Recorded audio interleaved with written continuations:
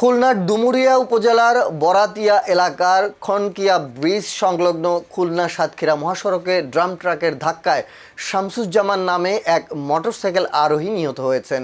এই দুর্ঘটনায় মনিরুল ইসলাম নামে একজন গুরুতর আহত হয়েছেন।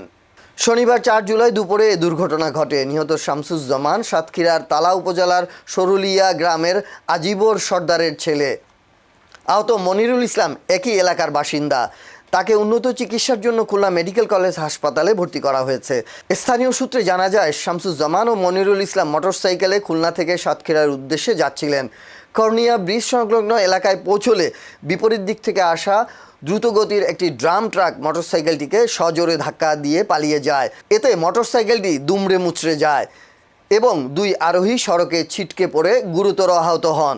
দুর্ঘটনার খবর পেয়ে ডুমুরিয়া ফায়ার সার্ভিসের উদ্ধারকারী দল ঘটনাস্থলে পৌঁছে আহতদের উদ্ধার করে ডুমুরিয়া উপজেলা স্বাস্থ্য কমপ্লেক্সে নিয়ে যায়। সেখানে কর্তব্যরত চিকিৎসক শামসুজ্জামানকে মৃত ঘোষণা করেন। পরে আহত মনিরুল ইসলামের অবস্থার অবনতি হলে তাকে খুলনা মেডিকেল কলেজ হাসপাতালে পাঠানো হয়। খনকিয়া হাইওয়ে থানার ভারপ্রাপ্ত কর্মকর্তা মোহাম্মদ জসিম বলেন, দুর্ঘটনায় জড়িত ড্রাম ট্রাকটি শনাক্তের চেষ্টা চলছে। এ ঘটনায় প্রয়োজনীয় আইনগত ব্যবস্থা গ্রহণের প্রক্রিয়া চলমান।